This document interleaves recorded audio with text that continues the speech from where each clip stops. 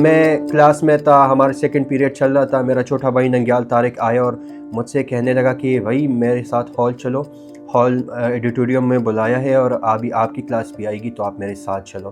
میں چونکہ فری تھا، ہماری کلاس جو جانے والی تھی، میں نے کہا نہیں بھائی آپ چلے جاؤ، میں اپنا تھوڑا بہت ہوم ورک کر لیتا ہوں کیونکہ میرے سے کچھ ہوم ورک رہ گیا تھا۔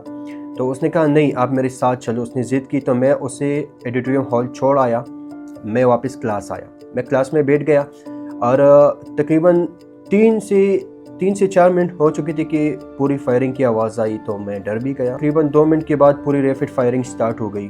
ہال کی دروازہ، میں نے ہال کی طرف دیکھا تو ہال کا دروازہ ٹوٹ گیا اور بچے بھاگ رہے تھے، اور ان میں سے کوئی بھی ایسا بچہ، ایک اسٹوڈنٹ نہیں تھا جو مطلب کہ صحیح طرح سے ہال سے نکلا، سارے انجرڈس تھے۔ مجھے کچھ بھی خیال نہیں رہا، میرے سامنے 2 بچے جو ہے نا، وہ 2 اسٹوڈنٹس جو ہے نا وہ گر گئے، میں نے ان کو اٹھا کے کلاس لے آیا۔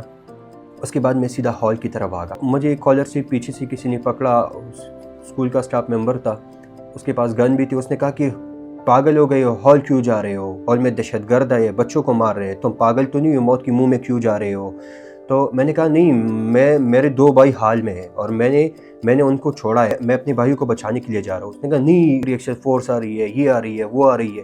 میں نے کہا نہیں، میں نے اپنے بھائی کو بچانے جانا ہے۔ تو اس نے پھر مجھے زبردستی پیچھے کالر سے پکڑا اور رینگتے ہوئے مجھے جو ہے نا لائبریری میں بند کر دیا۔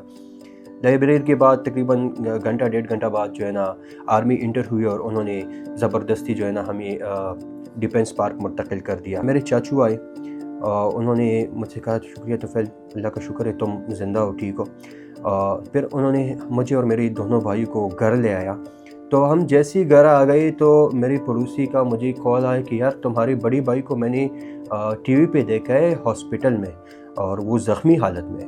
تو میں نے کہا کون سے ہاسپٹل میں دیکھا؟ اس نے کہا لیڈی رنگ ہاسپٹل پشاور میں دیکھا۔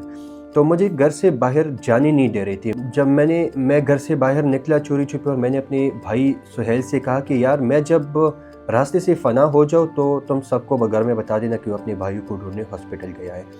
تو جب میں ہاسپٹل پہنچا تو وہاں میں نے ساری زخمیوں میں دیکھا، مجھے نہیں ملے، سارے لسٹ وغیرہ دیکھے، مجھے ان میں وہ نہیں ملے۔ تو ہمارے ایک کمپیوٹر ٹیچر تھا، اس نے مجھے دیکھا، اس نے کہا شکر ہے، اللہ کا شکر ہے توفیل تم صحیح، تمہیں صحیح سلامت دیکھا۔ تو پھر انہوں نے کہا کہ کیا کریں؟ میں نے کہا سر میرے 2 بھائی ابھی تک لاپتہ ہے، ان کا پتہ نہیں چلا۔ تو انہوں نے مجھ سے کہا کہ توفیل تم نے زخمیوں میں دیکھا؟ میں نے کہا جی بالکل میں نے زخمیوں میں دیکھا۔ انہوں نے کہا شہیدوں میں دیکھا؟ میں نے کہا پاگل تو نہیں ہو، میرے بھائی شہید کیوں، میں شہیدوں میں کیوں دیکھوں؟ تو پھر انہوں نے زبردستی مجھے ایک شہید کا چہرہ دکھایا، مجھے وہاں پہ نہیں ملے۔ سی ایم ایچ ہاسپٹل آیا تو وہاں میں نے سارے انجرڈ اسٹوڈنٹس میں دیکھا، زخمیوں میں دیکھا، مجھے نہیں ملے۔ پھر میں نے قدم شہیدوں کی طرف بڑھ نہیں رہے تھے کیونکہ وہاں بالکل شہیدوں کے روز لگے تھے، مطلب کہ جو مسجد میں ہم صفوں پہ کھڑے نہیں ہوتے، بالکل شہیدوں کے صفے تھے وہاں پہ۔ تو میں جب شہیدوں کی طرف بڑھا اور میں نے تیسری شہید سے جب میں نے چادر ہٹائی تو میرا چھوٹا بھائی ننگیال تھا۔ تو اس کے بعد ہمت کرا، ایک شہید کا چہرہ دیکھا، جس کا بھی چہرہ دیکھتا اپنا دوست نکلتا۔ آخر میں ایک شہید سے جب چادر ہٹائی تو وہ میرا بڑا بھائی ننگیال شمویل نکلا۔ کچھ سمجھ میں نہیں آتا کہ اب میں کیا کروں، میں اپنے ماں باپ کو کیا جواب دوں گا، گھر میں کس کو کیا جواب دوں گا۔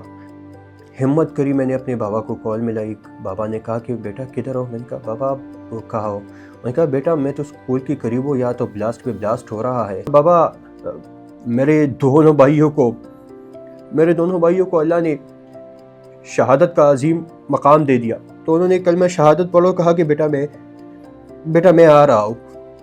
پھر وہ ہاسپٹل آئے، پھر ہم نے جو ہے نا ہاسپٹل سے ان کو ایمبولینس میں ڈال کے جو ہے نا وہ ان کو گاؤں کے لیے روانہ کیا اور خود یہاں گھر آ گئے۔